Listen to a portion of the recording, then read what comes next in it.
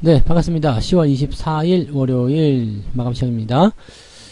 시장은 일단 상승 마감을 했습니다. 지지선을 확보하고 마감을 했는데 내용이 좀 좋지 않았죠? 아침에 빵 떠가지고 조금 내려오면서 끝났거든요. 자, 이런 모습들은 약간 부담감을 주기에 충분하죠. 하지만 종목들 상황은 일단 플러스로 다 전환이 됐기 때문에 계좌 상황은 어제보다는 지난 주말보다 훨씬 좋아졌으리라 생각합니다. 일단 대충 들여다보더라도 1% 이상의 계좌 상승률을 오늘 기록했지 않았을까 생각되고요. 아침 대비는 조금 내려왔을 것이다. 이 정도 생각하시면 되겠습니다. 자, 종목들이 지금 보면은 살짝씩 돌아서려고 준비를 많이 하고 있거든요. 그래서 지금 조금만 신호가 떨어지거나 아니면 방향이 조금만 잡히더라도 바로 치고 넘어가겠다. 이런 식의 어떤 결전의 어떤 그런 의지를 불태우고 있는 상황이긴 한데 장이 쉽게 돌아서지 않고 있어요. 그래서 이 부분을 조금 더 기다려줘야 되는 그런 상황이지 않겠나 생각하는 부분이고요. 그래도 수급적인 측면에서는 연기금이 역시 배반을 하긴 했습니다만 외국인과 금융투자가 순매수 들어와서 쌍끌이 매수로 진행이 됐고요. 대형주들이 전체적으로 강세 흐름을 보이면서 시장의 분위기는 긍정적으로 잡혔다. 이렇게 생각하시면 되겠습니다. 다만 이제 자동차 업종들은 홀로 약세를 보이는 모습이 좀 보여졌는데 아무래도 이제 현대차의 그런 실적 발표가 조금 실망감을 줬을 것 같아 생각되는데 요거까지도 같이 알아보도록 하죠. 자, 종합주가지수 상황 먼저 차트로 알아보도록 합니다. 자, 지수 상황 보시면은요, 아침에 좀 많이 떴었어요. 2250도 넘어가는 모습이었는데, 문제는 이게 분봉상에서 살펴보셨을 때, 아침에 이게 고점 라인이 돼버린 거죠. 그리고 중요한 거는 이거예요. 아침 방송에 설명드렸지만은, 이게 계속 상승하거나, 아니면은, 횡보를 한다거나, 또는 내려간다거나 그 어떤 방향에서도 현재 시점에서는 당장 매력도가 없다는 얘기죠. 즉 아침에는 매수를 해야 될 이유가 없었고요. 그리고 나서 주가가 이제 올라가거나 횡보를 하게 되면은 굳이 매수를 따라갈 필요 없는데 내려갔을 경우에는 매수를 한번 해도 되잖아요. 그래서 쭉 내려간 다음에 지지를 돌리는 위치. 문제는 여기서 확 돌아섰어야 되는데 이 부분이 안 나타난 거죠. 막판에 겨우 조금 올라가는 모습으로 끝났는데 이게 조금 부족했어요. 그래서 종목들이 지금 갈까 말까 준비 스타트만 딱 하고 있다가 그냥 그대로 멈춰버린 듯한 그런 느낌이죠. 여기서 추가적인 상승이 나타나게 된다면 내일이요. 추가적으로 더 올라갈 수 있는 상황이 만들어지게 된다면 이제 시장에는 우호적인 그런 생각들이 많이 들어오게 될 겁니다. 자, 지수 같은 부분들은 일단 오늘 음봉이기 때문에 내일은 2250까지 안 가도 괜찮아요. 그냥 요 정도 양봉만 살짝 만들어줘서 어느 정도 오늘 내려간 것을 보수 정도, 회복, 이 정도만 보여줘도 괜찮습니다. 그래서 내일은 1%까지 올라가지 않아도 괜찮고요. 그냥 한 요 정도, 한 0.5에서 0.4, 요 정도까지만 해서 양봉으로 착 치고 올라가주면 그것만큼 좋은 게 없을 겁니다. 그래서, 흐름은 이제 더 치고 올라가서 막 위로 계속 올라가면 좋지만 그렇게 나오지 않더라도 일단은 양봉 흐름을 통해서 종목들이 안정감 있게 돌아설 수 있는 자리를 만들어주는 거 그게 제일 중요하겠죠. 자, 그런 부분을 기다리시면 되겠고요. 코스닥 같은 경우도 오늘은 제법 괜찮았어요. 윗꼬리가 달리긴 했습니다만 흐름은 비슷했습니다. 아침에 고점이었고요. 그 다음에 쭉 내려가서 지지가 되려는 모습을 보여주고 있죠. 지지선이 너무 늦게 잡힌 것도 있고요. 지지선이 잡혔지만 돌아서지 못한 것도 문제다라고 생각하셔야 됩니다. 그래서 지금은 조금 기다리셔야 돼요. 다만 이제 골드크로스 진행됐잖아요. 그래서 추가 상승에 대한 가능성이 열려있기 때문에 코스피든 코스닥이든 둘 다 상승 가능성이 있다라고 생각하셔도 괜찮을 거라 보시면 되겠습니다.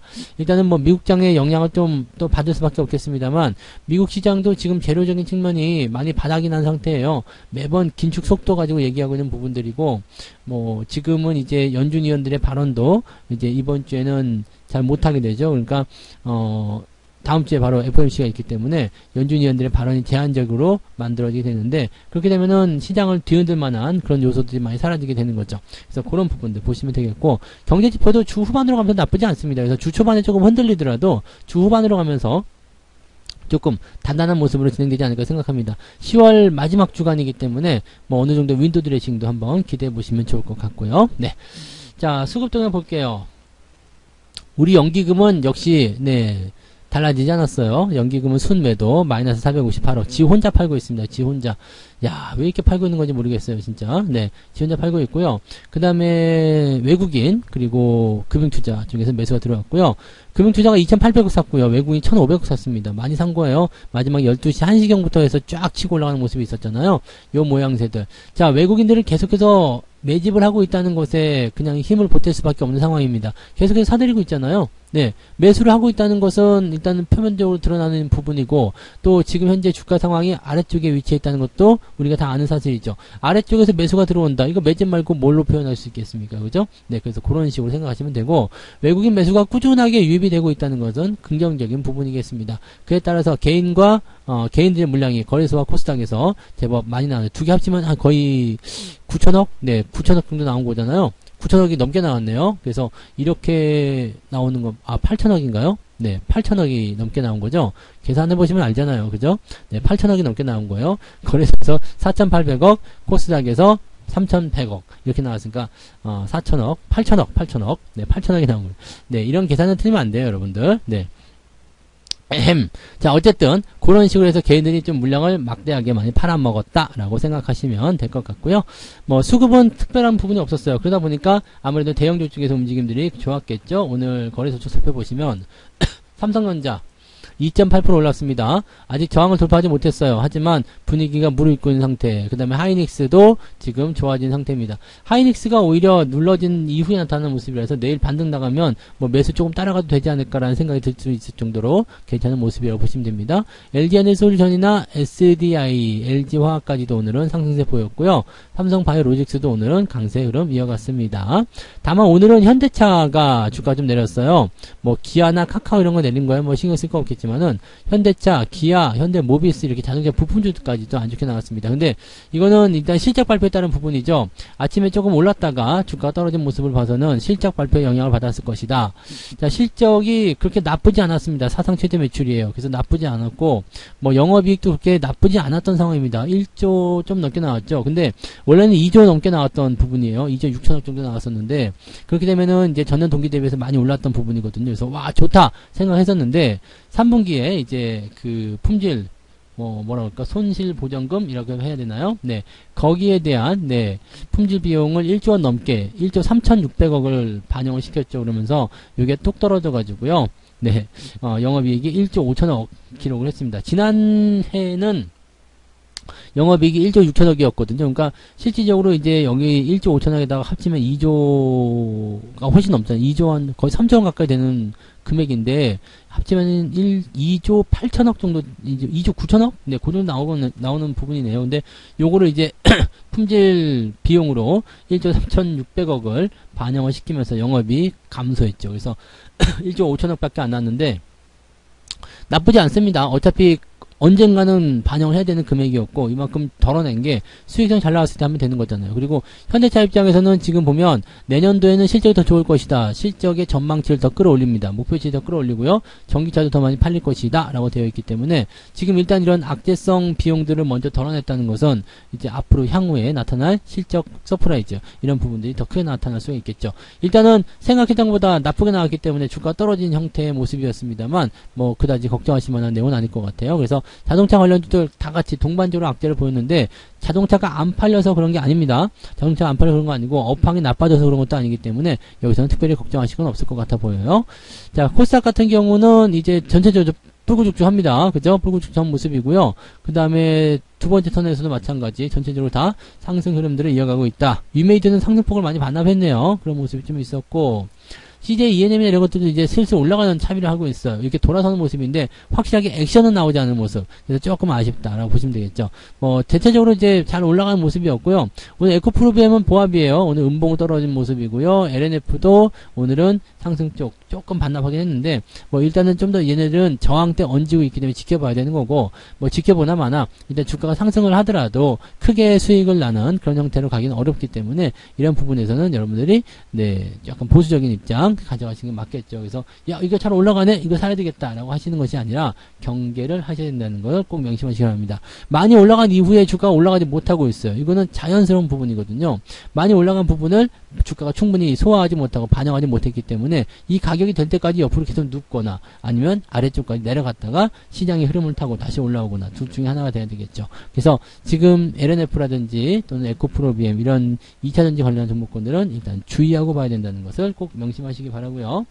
자, 그 다음에 개별 종목들 살펴볼게요.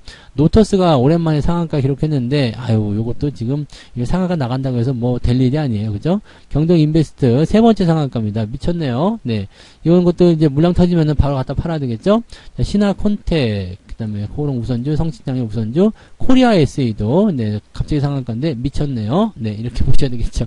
자, 그래서 이런 미친 종목들도 많이 있고, 또 중소형 건설주도 아까 낮에 설명드렸지만, 정부 정책의 기대감 때문에 좀 올라갔던 부분 좀 있었고요. 개별주들의 움직임이 상당히 좋았고요. 오늘은 4%대, 일단 상승을 계속 유지하고 있네요. 4.19%가 오늘 상승 상한 꼭지점이다 라고 보시면 되겠고요. 자, 이것을 넘어간 종목군들은 일단은 시장을 벗어난 종목이다 라고 생각하시는 게 맞아요.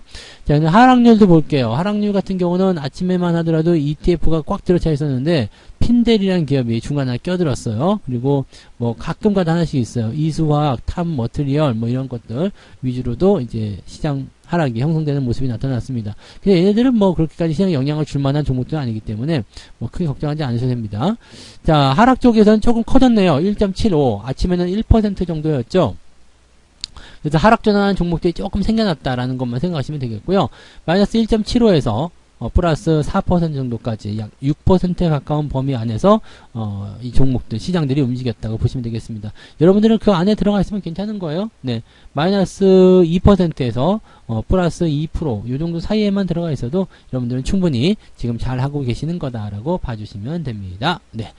자, 매매 동향을 보도록 할게요. 네, 오늘 확정된 매매 동향 보시면 기관 쪽에서는 현대차를 팔았고요. 삼성전자 이런 것들을 샀습니다. 전기전자, 그 다음에 자동차, 전차군단에 서로 결벌일 것인가? 뭐 여기에 대한 궁금증이 좀 생기기도 하겠습니다. 네.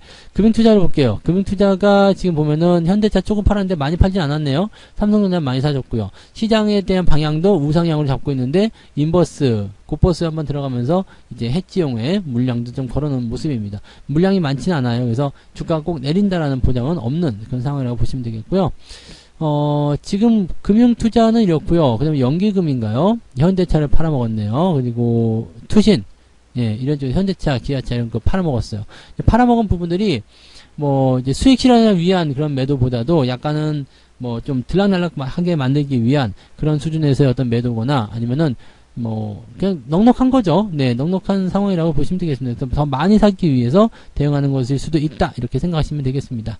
근데 어쨌든 현대차가 실적에 대한 악재를 받아들이긴 했는데 이거는 단기로 넘어갈 것 같아요. 왜냐면 아시듯이 방금 전에 설명드렸듯이 이 매출액은 사상 최대치예요. 그 다음에 실적이 나빠서 그렇게 빠지는 것도 아니고 그렇기 때문에 이런 것들은 우리가 그냥 긍정적으로 보시는 게 더 유리할 거라 생각합니다. 오늘 하루 내렸다고 해서 세상 다 이런 것처럼 생각하실 필요가 없다는 이야기죠.